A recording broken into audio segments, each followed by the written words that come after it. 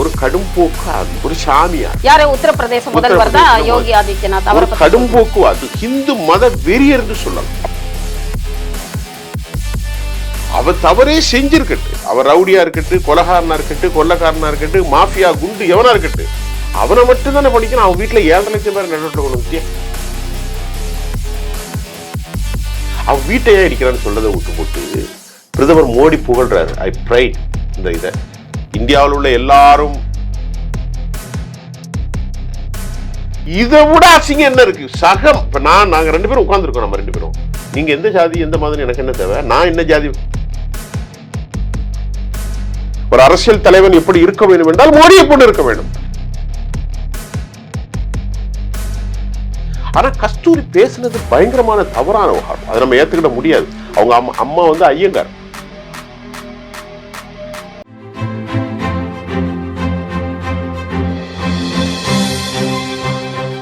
GeM தொலைக்காட்சி நேயர்களுக்கு வணக்கம். இன்றைய அரசியல் ஆடுகளம் நிகழ்ச்சியினை சிறப்பிக்க வருகை தந்திருக்கிறார் நமது ஜெம் தொலைக்காட்சியின் சிறப்பு விருந்தினர், எப்போதும் அவர்தான், திரு சுஃபியான் சார் அவர்களை சந்திக்க இருக்கிறோம். வணக்கம் சார். சாந்தி அம்மா வணக்கம். எப்படி இருக்கீங்க? நல்லா இருக்கீங்களா? நல்லா இருக்கிறேன் சார். செய்திகள் என்ன இன்னைக்கு? நிறைய செய்திகள் இருக்குது சார். அதுல முக்கியமா பாத்தீங்கன்னா நம்ம வந்து ஒரு சமுதாய பிரச்சனையை பத்தி தான் இன்னைக்கு நம்ம பேச போறோம். சரிம்மா. அது வந்து பாத்தீங்கன்னா இது வந்து ஒரு தேசிய பிரச்சனை, தேசிய அளவிலான ஒரு பிரச்சனை. இது என்ன அப்படின்னு சொன்னீங்கன்னா, இப்போ குற்றம் ஒரு மனிதன் இருக்கிறான், அவன் குற்றம் செய்யறான், ஓகே, அவனுக்கு வந்து சட்டப்படி ஏதோ சில நீதிமன்றத்துக்கு போயிட்டு சட்டப்படி தண்டனைகள் வழங்கப்படும்.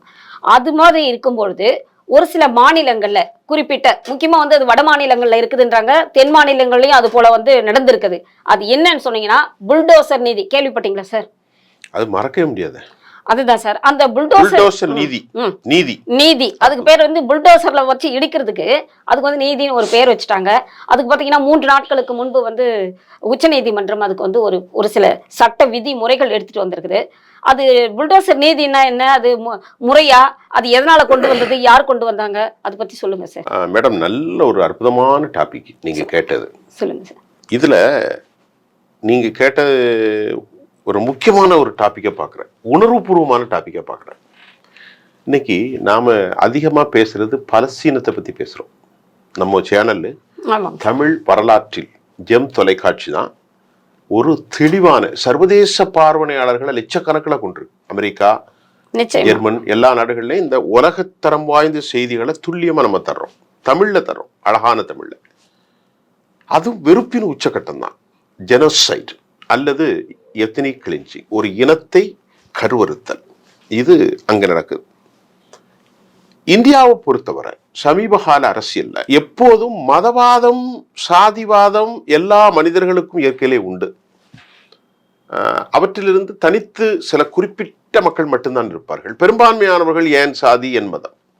ஆனால் இந்தியாவிலே தற்போதைய பாரதிய ஜனதா அரசாங்கம் ஓப்பனா சொல்ல போற ஒரு செய்தியனாக, தாங்கள் மதத்தை வைத்து மட்டுமே ஆட்சியில இருக்கணும் அப்படிங்கிறது தான் அவர்களுடைய முழுமையான இலக்கு. இது சமாதானம், மதச்சார்பற்ற ஒரு அரசுன்னு தானே சொல்றாங்க அவங்க. நல்ல விஷயம். இப்ப நீங்க இப்ப கேட்ட கேள்விக்கு நான் பதிலுக்கு வரேன். இந்த புல்டோசர் கல்ச்சரை சொன்னீங்க இல்லையா? யோகி ஆதித்யநாத் ஒரு கடும்போக்குவாதி, ஒரு சாமியார். யாரு? உத்தரப்பிரதேச முதல்வர் தான் யோகி ஆதித்யநாத். ஒரு கடும்போக்குவாதி. அரசியலுக்கு வர்றதுக்கு முன்னாடி அவர் ஒரு கடுமையான ஒரு ஹிந்து மத வெறியர் என்று சொல்லலாம். அப்படிப்பட்ட ஒரு ஆள்.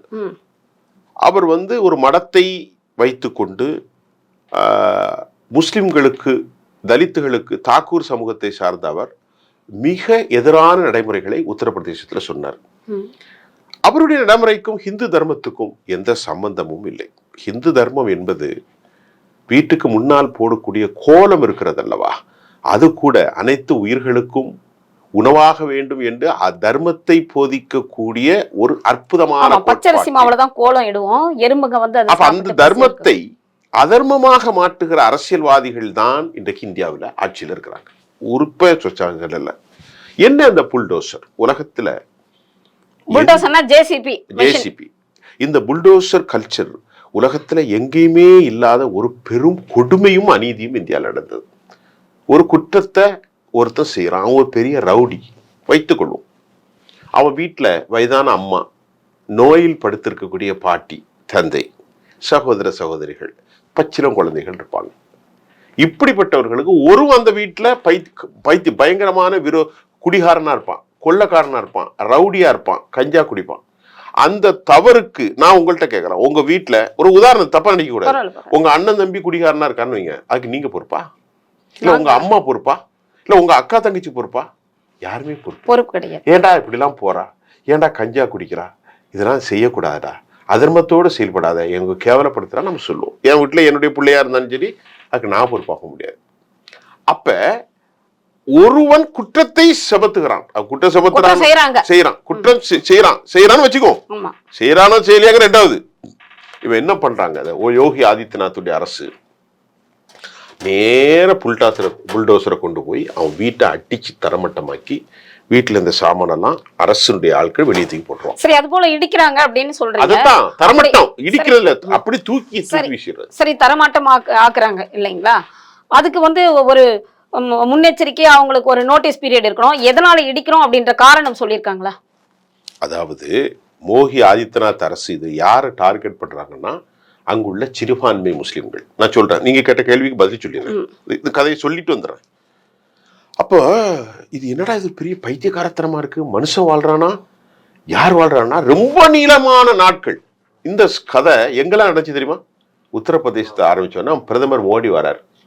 அப்ப மோடி என்ன செய்யணும், நாட்டுடைய உயர்ந்த தலைமை, இதெல்லாம் செய்யாதப்பா, இதுல பாவமான செயல், இதெல்லாம் பாவம், எல்லாருமே பகவானை தான் நம்புறாங்க, வேற வேற ஃபார்ம்ல இருக்கு. அவங்க என்ன சொல்றாங்க அப்படின்னு சொன்னீங்கன்னா, இவங்க என்க்ரோச்மென்ட்ல ஒரு எது எடுப்பாங்க, அது நான் பேசுறேன். மோடி என்ன செய்யணும், இதெல்லாம் செய்யாத, இதெல்லாம் பாவமான செயல், பகவானை பரஃபார்ம்ல வணங்குறாங்க, அவங்க குற்றவாளியை மட்டும் பிடிச்சு நீ தண்டனை கொடுத்துரு.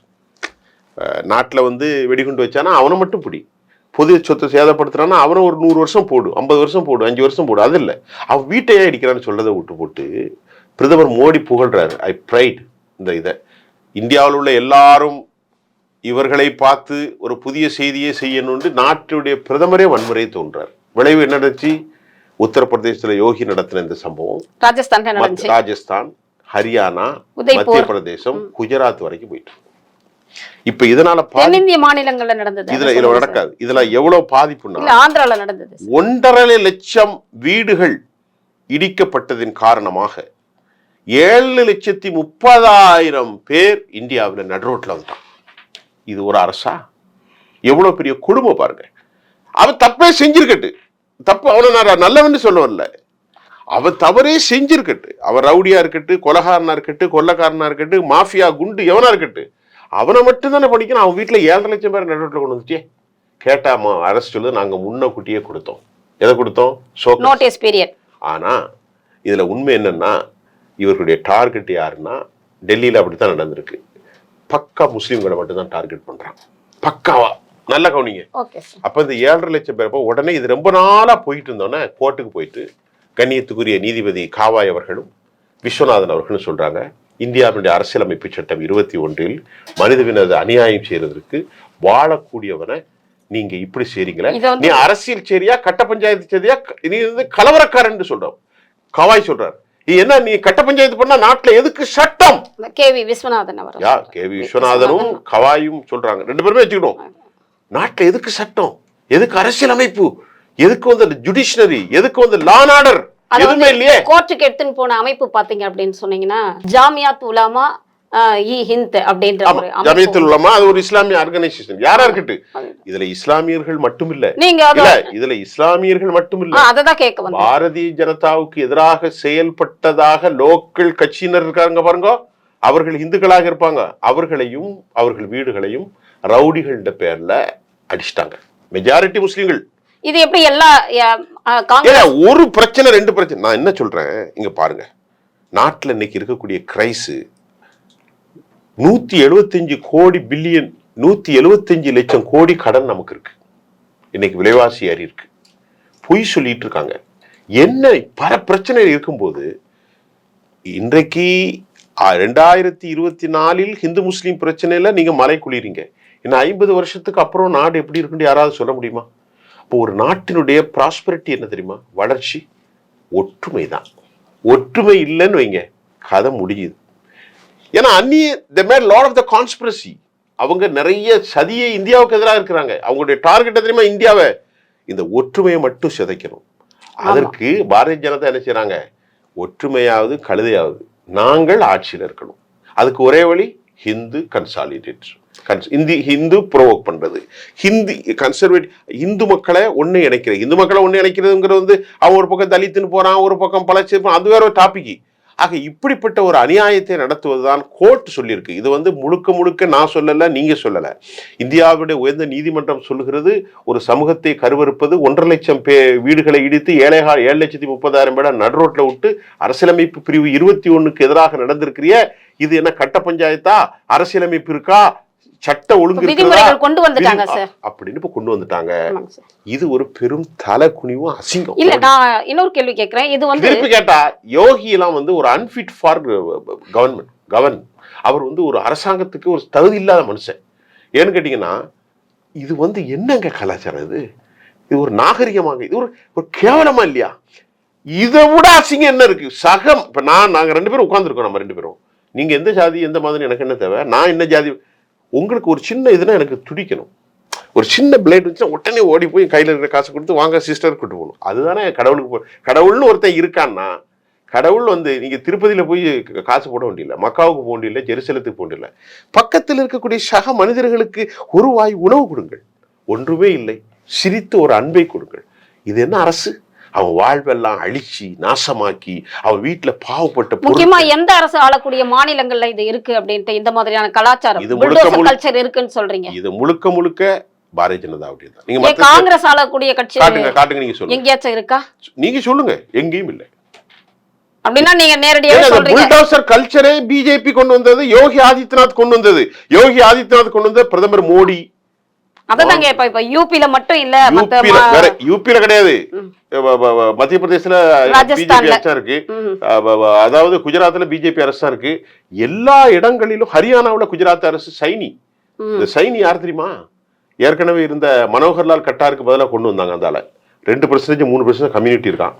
சைனிட்ட கேட்கறாங்க, மாட்டுக்கறி சாப்பிட்டாங்கன்னு இருக்கிற பல பேரை கொலை பண்றாங்களா என்னன்னு கேட்டா, வருத்தத்துக்குரியதான். ஆனா அதை வந்து மோப் லிஞ்சிங்கி கொலைன்னு சொல்லக்கூடாது. ஒரு முதலமைச்சர் பேசுற பேச்சையாது இதை கொலைன்னு சொல்லாத. அப்ப என்ன சொல்லணும்? இது வந்து மக்களினுடைய உணர்ச்சிகளின் வெளிப்பாடு.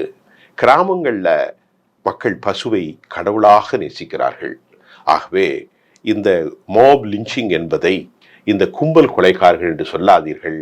இது மக்களின் வெளிப்பாடு என்று அரசியல் அமைப்பின் பால், சாவரின் பால், சத்தியத்தின் பால் வாக்கெடுப்பை மக்கள் முன்னால் அந்த சத்திய செய்த ஒரு முதலமைச்சர் சைனி சொல்றாரு கொலை அல்லன்னு. இதுக்கப்புறம் இவங்களை என்ன சொல்றது? ரொம்ப மோசம் சார், ரொம்ப மோசம் மேடம், ரொம்ப ரொம்ப மோசம். இதுல பாஜக மேல எனக்கு விருப்பம் இல்லை. இது காங்கிரஸ் செய்தாலும் அப்படிதான். காங்கிரஸ் யார் செஞ்சாலும் இது வந்து மிகப்பெரிய செட்பேக்கா தான் மக்கள் பார்க்கிறார்கள். இவர்கள் மிகப்பெரிய அநியாயத்தை இந்தியா முழுவதும் கொண்டு செல்கிறார்கள் என்பதை மக்கள் புரிந்திருக்கிறார்கள். வாஜ்பாயுடைய ஆட்சி இருந்துச்சே, அது பிஜேபியுடைய ஆட்சி தானே. இப்படிப்பட்ட அநீதி நடந்துச்சா? இல்லையே. 1998 ரொம்ப சிறப்பா நடந்து கொண்டார்கள் வாஜ்பாய். ஜஸ்வந்த் சிங் இருந்தார, இப்படி ஒரு அநீதி நடக்கவே இல்லையே. இது மிகப்பெரிய எல்லையற்று போய்விட்டது.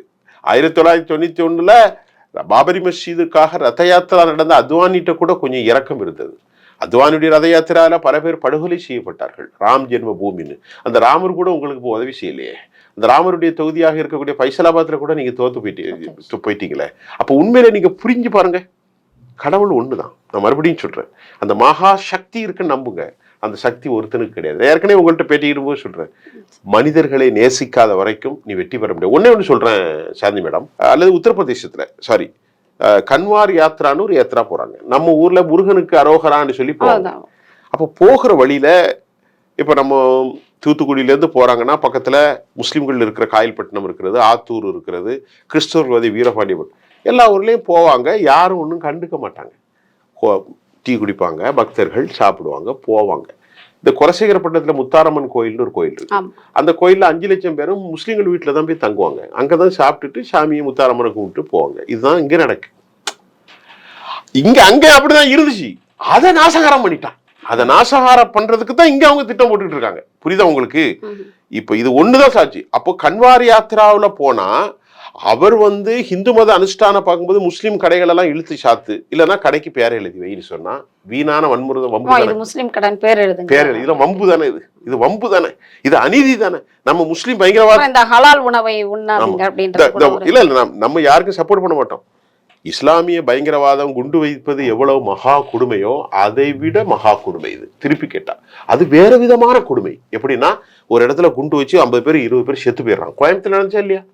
அது யாருக்கு அல்லுமான்னு ஒரு அமைப்பு இன்னைக்கு உள்ள கிடக்கான, ஏதாவது யாருக்காவது சப்போர்ட் பண்ணுவாங்களா?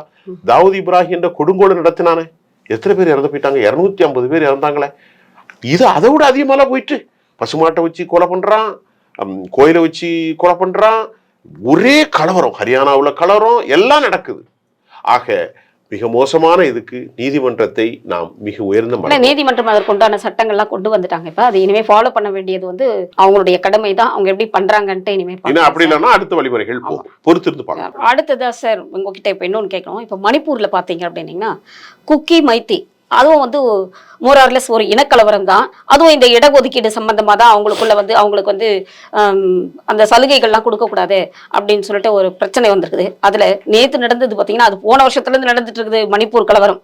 ஒரு பெண்ணை வந்து நிர்வாணமா எடுத்துட்டு போனது ரொம்ப வைரல் ஆச்சு. உலக அளவில் அது வந்து ரொம்ப மோசமாக பார்க்கப்பட்டது. அடுத்தது இப்போ பார்த்தீங்க அப்படின்னு சொன்னீங்கன்னா, நேற்றுக்கு 6 பேர் வந்து கடத்தப்பட்டாங்க. அதில் பார்த்தீங்கன்னா வந்து 6 பேர் வந்து அங்கொன்னும் இங்கொன்னுமா வந்து சடலங்களாக மீட்கப்பட்டது. அப்புறம் நேற்றுக்கு வந்து எம்எல்ஏ வீடுங்க எல்லாம் போயிட்டு சூறையாடினாங்க அப்படின்னும் வந்து ஒரு செய்தி வந்தது, நீங்களும் பார்த்துருப்பீங்க. அது பற்றியும் கொஞ்சம் சொல்லுங்கள் சார். இல்லை, இப்போ நீங்கள் கேட்ட ரொம்ப முக்கியமான செய்தி. ஏற்கனவே நாம வந்து கவாய் மற்றும் விஸ்வநாதனுடைய தீர்ப்பு குறித்து புல்டோசர் பேசணும். புல்டோசர் மாதிரி இது பெரிய புல்டோசர், அந்த புல்டோசர் தான். ஆனா இது மாதிரி பயங்கர புல்டோசர். முதல்ல கேள்வி என்னன்னா, 2 சமூகங்களுக்கு இடையே பிரச்சனை ஷார்ட்டா முடிச்சிரும். ஏன்னா 5 நிமிடத்துல முடிக்கணும். குக்கிங்கிற ஒரு சமூகம் ட்ரைபல் கம்யூனிட்டி, மைத்திங்கிற சமூகம் நிலப்பரப்புல வாழக்கூடிய வைஷ்ணவாயிஸ்ட், அவங்க ஹிந்து மதத்தை சார்ந்தவங்க. குக்கி சமூகம் கிறிஸ்தவர்களை சார்ந்தவங்க. கிறிஸ்தவர்கள் ட்ரைபல் கிறிஸ்தவர்கள், அவர்கள் அந்த பகுதியில மேல அவர்களுடைய இடத்தை யாரும் வாங்க முடியாது, அவர்தான் லேண்ட் ஓனரா இருப்பாங்க. குக்கிகள் மைத்திகள் கீழே அரசாங்க உத்தியோகங்கள்ல நல்ல ஒரு செழிப்பா இருந்தாங்க. குக்கிகள் வேற, பட் அங்க லா அண்ட் ஆர்டர் பிரச்சனை உண்டுன்னு வைங்களேன். இதை வந்து இதுவும் போலரைஸ் தான். இதுவும் வந்து ஹிந்து கிறிஸ்தவர்கள்னு போலரைஸ் பண்ணாங்க. நல்லா கவனிங்க, அங்க அந்த மைத்தி இனத்துல முஸ்லீம் மைத்திகள் இருக்கிறாங்க. இவ்வளவு கலவரம் நடக்கும்போது முஸ்லீம் மைத்திகள் எல்லாம் யாரும் தாக்கவே இல்லை. ஏன்னா மைத்தி நம்ம சொந்த இடம், தமிழ் முஸ்லீம்கள்னு சொன்ன மாதிரி அங்க உள்ள மைத்திகள் இருக்காங்க பாருங்க. அங்க மைத்தியில முஸ்லீம் இருக்காங்க, ஹிந்து முஸ்லீம் 2 தான் இருக்காங்க. அவங்க தாக்கல. தாக்கப்பட்டது குக்கிகள். குக்கிகள் ட்ரைபல் கிறிஸ்தவர்கள். சர்ச்சுகள் அடிக்கப்பட்டது. உலக வரலாற்றுல மறுபடியும் அடுத்த கேவலம் என்னன்னா, ஒரு நாட்டுல சக தோழிய நிர்வாணமா கொண்டு போன ஒரு கேவலம் இங்கதான் நடந்துச்சு. இவ்வளவு நடந்திருக்க, இவ்வளவு நடந்து இப்ப நேரத்து நீங்க 6 பேரை கண்டந்துண்டமா வெட்டிருக்கீங்கள. 1 வருஷம் 1.5 வருஷம் ஆச்சு. ஏன் பிரைம் மினிஸ்டர் போகல? நான் கேட்கறதுக்கு பதில் சொல்லுங்க. பிரைம் மினிஸ்டர் அவர் has to take all response on that issue. இப்ப அந்த மாநிலத்திலயும் வந்து பாஜகவுடைய ஆட்சி தான் நடக்குது. இப்ப நடக்குது. பாஜக இதுவரைக்கும் அந்த குக்கி சமூகத்துக்கு எதிராக வெளிப்படையாக விஷத்தை கக்கிய பாஜக முதல்வரை 6 பேர் சடலங்கள் வந்து இல்ல, விஷத்தை கக்கிய பாஜக முதல்வரை இன்னும் மோடி அரசு ஏன் மாத்தல? மாத்தணும் இல்ல, மாத்த மாட்டுக்காங்க. அப்ப மாத்திட்டு வேற ஒரு அரசு இருக்கணும். அப்ப அவங்க செய்யல, எதுவுமே நடக்கல. அமித்ஷா அண்ட் மோடி வந்து ஒரு திட்டத்துல உறுதியா இருக்காங்க. அவங்களுக்கு ஒரு மனசாட்சி இருக்குதான்னு எனக்கே தெரியல. இந்தியாவுடைய பிரதமரா இருக்கக்கூடியவருக்கும் ஹோம் மினிஸ்டர் இவ்வளவு அளவுக்கு வெறுப்பை நம்ம வச்சு ஏன் நமக்கு ஜெயிக்கணும்? நமக்கு என்ன கொண்டு போறோம் இந்த உலகத்துல? அப்ப உடனடியாக ஒரு அரசாங்கத்தினுடைய தலைவன் யாராலும் சரி, ஒருவேளை பிரதமருடைய நாலேஜுக்கு வராத செய்தியாக இருக்க, இந்த செய்தியை விட்டுங்க, வேற இந்த செய்தி நாலேஜுக்கு வரலன்னு சொல்ல முடியாது. அப்ப அப்படி இருந்தாலும் இது உலகம் முழுவதும் பேசப்பட்டது. பிபிசில போட்டு கிழிச்சு தாக்குறாங்க. ரொம்ப வருத்தமாயிடுச்சு. அல் ஜஸீரா குழந்தைகள் தான் 4 பேர், முக்கியமா அந்த 6 பேர்ல குழந்தைகள் 4 பேர் வந்து உண்மையில ரொம்ப வருத்தப்பட சம்பவம் நடந்துச்சுல்ல குஜராத்ல. 52 ராம பக்தர்கள், அதுவும் வயதான பாவப்பட்ட மக்களை உள்ள எரிச்சு கொலை பண்ணாங்க. ஆனா எந்த மனிதநேய உள்ளவனும் இதை ஏத்துக்குவானா? ஆனா இதில் நினைச்சா இப்ப கூட எனக்கு ஆத்திரமா, பாவம் அந்த மக்கள் ராமரை போய் விசுவாசிட்டு வராங்க. அவங்க நம்பிக்கை தீய வச்சுட்டான். சரி, தீய வச்சான இன்னைக்கு வரைக்கும் யாரு தீய வச்சான்னு சொல்லுதா? இஸ்லாமிய தீவிரவாதிகள்னு நீங்க தான் சொல்றீங்க. ஆனா அப்படி இஸ்லாமிய தீவிரவாதிகள்னா அவனை பிடிச்சி கண்டம் துண்டமா வெட்டணுமா இல்லையா? நடு ரோட்ல யாரையும் 11 இத்தனை வருஷம் ஆச்சு. 2022 நடந்த அந்த சம்பவத்துல ஐயா 3000க்கும் மேற்பட்ட பொதுமக்கள் படுகொலை செய்யப்பட்டாங்க. 69 இஸ்லாமியர்கள் நரோடா பாட்டியாவில் வீட்டுக்குள்ள தீ வைத்து எரிக்கப்பட்டாங்க. இந்தியா முழுவதும் ஒரு சம்பவம் 2 சம்பவம் இல்ல சாந்தி மேடம். இவங்க செஞ்ச அநியாயம் கொஞ்சம் நெஞ்சம் அல்ல. இந்தியா முழுவதும் நரோடா பாட்டியாவுடைய கலவரம். 1984 காங்கிரஸ் கட்சி இந்திரா காந்தியுடைய படுகொலையில இதை தவறதான் செஞ்சாங்க. ராகுல் காந்தி ராஜீவ் காந்திட்ட கேட்டாங்க, என்னையா இப்படி செத்து போயிட்டாங்களே என்று. பெரும் ஆலமரம், காங்கிரஸ்காரன் சொல்றான், பெரும் ஆலமரம் கீழே சாய்கின்ற போது அதிர்வுகள் இருக்கத்தான் செய்யும். கிட்டத்தட்ட 4000க்கும் மேற்பட்ட தாடி வச்ச சீக்கியர்களை கண்டம் துண்டமா வெட்டினாங்க. என்னுடைய நண்பர் ஹிந்து பத்திரிகையில் இருக்கக்கூடிய விஜயபாஸ்கர் இதுதான் சொல்றாரு. இவ்வளவு மோசமா நான் அப்ப படிச்சுக்கிட்டு இருந்தேன் அப்படின்னு சொன்னார். அதே மாதிரி என்றைக்கு சீக்கியர்களுக்கு 1984 நடந்துச்சோ, காங்கிரஸ் கட்சியில முஸ்லிம்களுக்கு எதிராக பல கலவரங்கள் நடக்கு. இப்ப காங்கிரஸ் கட்சியில இருக்கிறவங்க தான் இப்ப ஹிந்துத்துவாவெல்லாம் பிஜேபிக்கு வந்துட்டாங்க. இப்போ பிஜேபி வந்த பிறகு வருவதற்கு முன்னாலும் நடந்த சம்பவங்கள் இது. இப்ப மணிப்பூர் கதையை சொல்றீங்க. இந்த மணிப்பூர்ல மறுபடியும் மக்கள் 2ஆக பிரிந்துட்டார்கள். ஒன்று குக்கி கிறிஸ்தவர்கள், இன்னொன்று மைத்தி இந்துக்கள். இதுல வாக்கு வங்கி அரசியல பிஜேபி நல்லா பாக்குறாங்க. ஆனால் நீங்க சொன்ன மாதிரி உலகம் காரி துப்பக்கூடிய கலாச்சாரமாக இருக்கிறது. சக இந்திய மனிதர்கள் சக மனிதர்களால வெட்டப்படுறாங்க. நான் உங்களை வெட்டுறேன், நீங்க என்ன வெட்டுறீங்க? அதுல அவர்களுக்கு குளிர் காய்கிறார்கள். ஆனா இதுல ஒரே ஒரு சம்பவம், குற்றமுள்ள நெஞ்சே குறுகுறுக்கும். ஏன் பிரதமர் இவ்வளவு செக்யூரிட்டியா போகல? உலகம் முழுவதும் போறீங்கல்ல. நாட்டுல மோடியை விட உழைப்பாளி யாருமே கிடையாது. அவ்வளவு பெரிய உழைப்பாளி, அதை நான் பாராட்டுகிறேன். ஒரு அரசியல் தலைவன் மோடியை போலதான் இருக்க வேண்டும் என்று நான் எல்லோருக்கும் சொல்வேன். காட்டுப்பாக்கத்துல பேசிட்டு ஆசாமுக்கு போயிடுவார், காட்டாங்குளத்தூர்ல பேசிட்டு ஆசாமுக்கு முடிச்சுட்டு மங்களூருக்கு வந்துட்டார். நான் ரொம்பவே ஷாக் ஆனேன் 2014. அப்புறம் மங்களூர்ல முடிச்சுட்டு கேரளாவுக்கு போயிட்டாரு, மலப்புரத்துக்கு.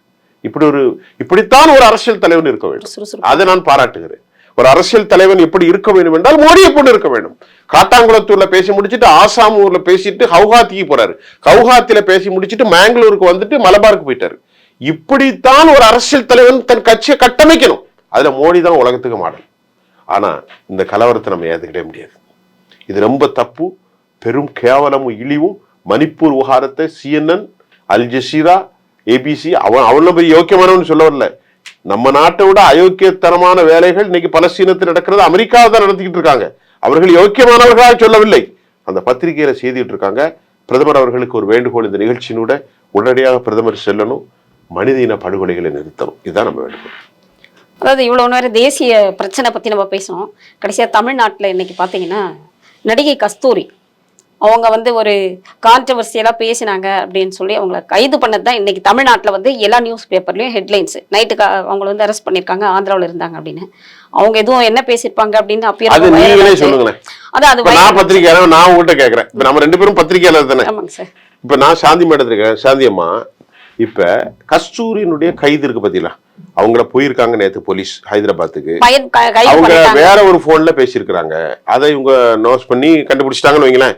தட்டினவனா கஸ்தூரி எதிர்பார்க்கல, ஒரு குழந்தையோட நின்ற உடனே என்னடா இது கஸ்தூரி யார் வந்திருக்காங்க, தமிழ்நாடு போலீஸ் வந்திருக்கு, அரெஸ்ட் பண்ணிருக்கு. ரொம்ப கொஞ்சினாங்க.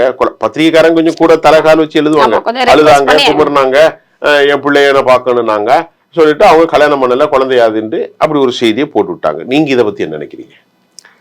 இதுல என்ன அப்படின்னு சொன்னீங்கன்னா, அவங்க வந்து நிறைய பேர் நிறைய அவங்களுடைய சொந்த கருத்துக்களை சொன்னாங்க.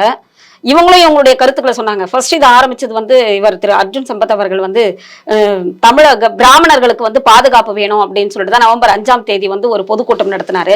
அதை தொடர்ந்து தான் இந்த பிரச்சனை வந்துச்சு. அதுல பாத்தீங்கன்னாக்கா மதுவந்தியிலிருந்து எல்லாருமே பேசினாங்க, கஸ்தூரியும் பேசினாங்க. ஃபர்ஸ்ட் பேசினப்ப விட்டுட்டு இருந்தா பரவாயில்ல, மறுபடியும் ஒரு செய்தியாளர்கள் சந்திப்புல வந்து அவங்க கொஞ்சம் ஆவேசமா தான் பேசினாங்க.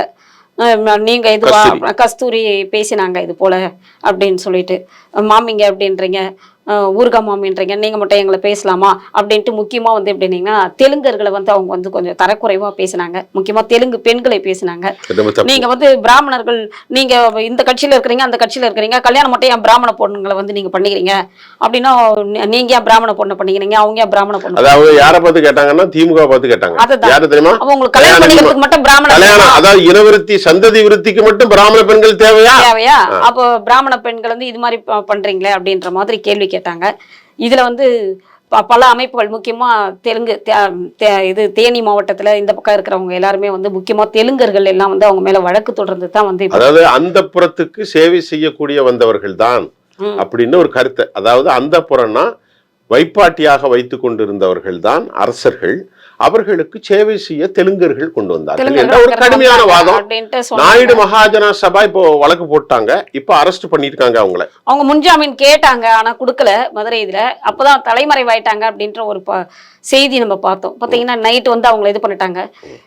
இது பத்தி பாத்தீங்கன்னா அவங்க வந்து ஒரு அவங்களுடைய கருத்தை தான் அவங்க சொன்னாங்க. அப்படி இருக்கும்போது அந்த கைது வந்து கரெக்டா அப்படின்ட்டு நீங்க சொல்லுங்க. இல்ல சரிதான், அவங்க கருத்துங்கிற வேற விஷயம். அதாவது நான் மறுபடியும் சொல்றேன், இலங்கையில அனுராக் குமார திசாநாயக்கா பாதிக்கப்படுற மாதிரி இப்போ இல்ல சிஸ்டர், என்னன்னா மைத்தி கொக்கி விவகாரத்தில் சமாதானம் வேண்டும் என்று பேசினோம். முதல்ல நம்ம பேசின கருத்தை தான் ஆரம்பத்துல. அதுக்கு முந்தி ஒரு டாபிக் எடுத்தவன் என்ன டாபிக் பேசணும், புல்டோசர் கல்ச்சர். அங்கேயும் மனித உரிமைகளை தான் சொன்னோம், இங்கேயும் அதான். இந்த மூணு இயற்கையாக வந்து செய்தி. புல்டோசரும் மத வெறுப்பு இருக்கக்கூடாது ஒன்று, மைத்தி குக்கி சமயமும் மத வெறுப்பு சாதி வெறுப்பு இருக்கக்கூடாது ரெண்டு, கஸ்தூரி மேட்டரும் அதானே வருது, டிஃபரெண்ட் ஃபார்ம்ல இருக்கு. ஆனா விவகாரம் தானே. தெலுங்கு மக்களுடைய ஒட்டுமொத்த பூமி சென்னை, 40% தமிழ் தெலுங்குகள் இருக்கிறாங்க. தெலுங்கு பேசக்கூடிய மக்களுடைய ஒட்டுமொத்த சொந்த பூமியே சென்னை தான். ஏற்கனவே மொழிவாரி இனமா இதை பிரிக்கும் போது திருப்பதியெல்லாம் அங்க கொண்டு போயிட்டாங்க. அதே மாதிரி நாகர்கோயில் அந்த பக்கம் கன்னியாகுமரி எல்லாம் வந்து கேரளால தமிழ்நாட்டுக்கு வந்து. அப்ப அவர்கள் மண்ணு இதுதான். அப்ப இந்த மண்ணுக்காக நான் என்ன சொல்றேன், ஒரு மொழியை வச்சு நீங்க யாரையும், நான் மறுபடியும் சொல்றேன், பிராமண வெறுப்பு ரொம்ப திருப்பி திருப்பி சொல்லிட்டு இருக்கேன். பிராமணர்களோடு நீங்கள் பழகி பாருங்கள், பழகாமல் தயவு செய்து பிராமண வெறுப்பை சொல்லாது, ரொம்ப அநியாயம். தெலுங்கு மக்களோடு பழகுங்கள், இஸ்லாமிய மக்களோடு பழகுங்கள். எல்லாரும் அவங்க வந்து மன்னிப்பும் கேட்டாங்க. அவங்க ஏன் அந்த அம்மா அது கொஞ்சம் எனக்கு ரொம்ப க்ளோஸ். அவங்க எனக்கு அவங்க என்ன பழக்கம்னா, அவங்க அப்பா ஆறுமுனேரிக்காரர்.